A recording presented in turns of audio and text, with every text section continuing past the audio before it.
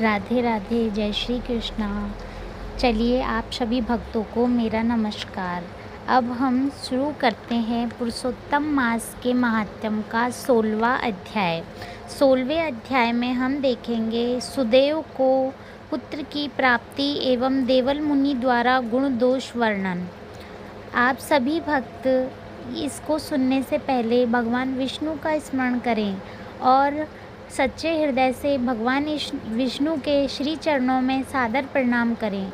हे भगवान विष्णु, हम सभी भक्तों का आपके श्री चरणों में सादर प्रणाम स्वीकार करिए। हे भगवान, हमें समस्त दोषों से मुक्त आपकी भक्ति प्रदान करिए। चलिए हम शुरू करते हैं। आप सभी श्रोता ध्यान से सुनिए।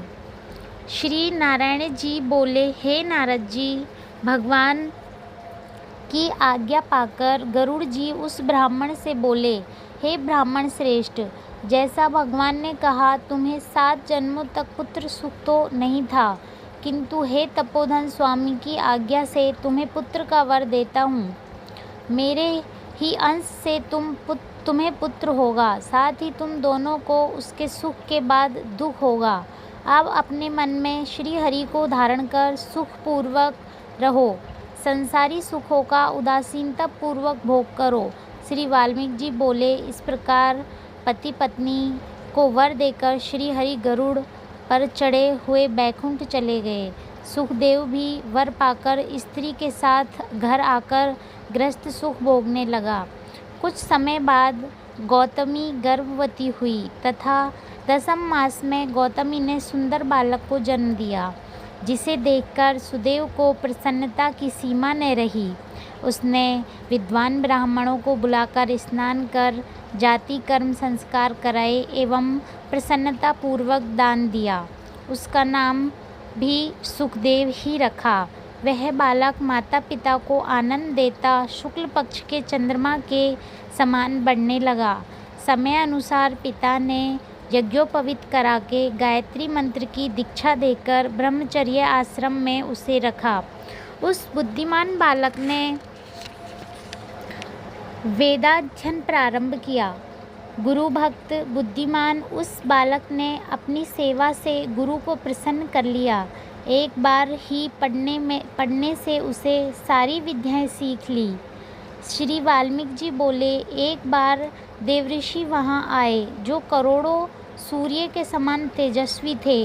सुखदेव ने उनको दंडवत प्रणाम किया और अर्धपादादिक से पूजा कर उत्तम आसन पर विराजमान किया। आसन पर विराजने के उपरांत ब्रह्मचारी बालक ने आकर मुनि के चरणों में गिरकर प्रणाम किया।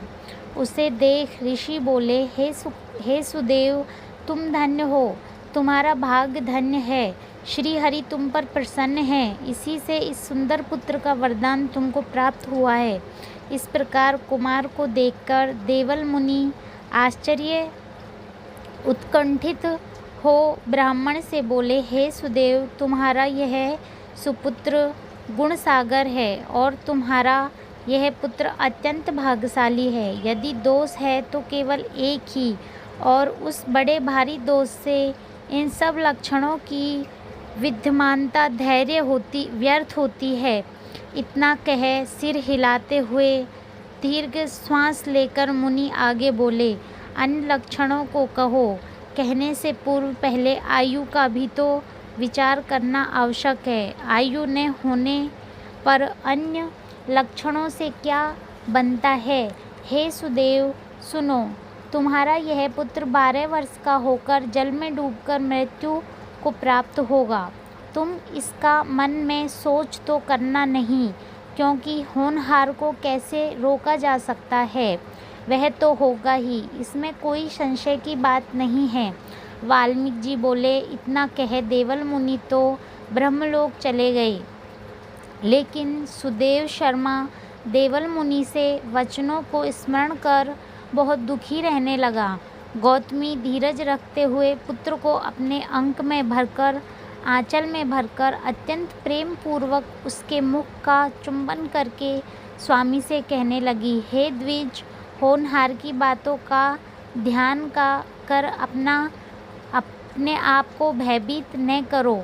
अनहोनी कभी नहीं होती, होनहार ही होता है। इसलिए हे नाथ, अब उठकर सनातन हरि का भजन करो, जिनकी शरण में रक्षा मिलती है।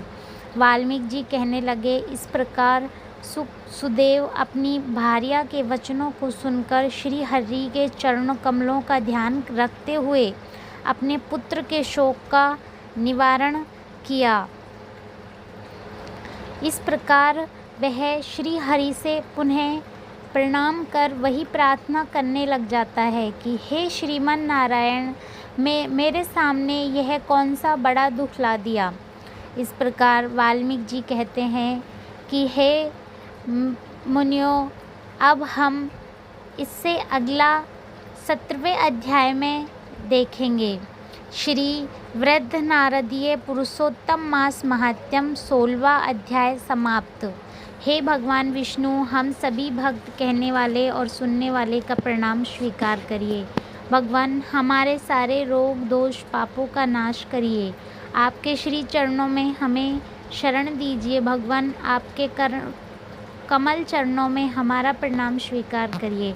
आप सभी भक्त प्लीज़ एक बार मेरे चैनल को सब्सक्राइब करिए और इसी प्रकार लाती रहूँगी मैं आपको और आगे के अध्याय। धन्यवाद।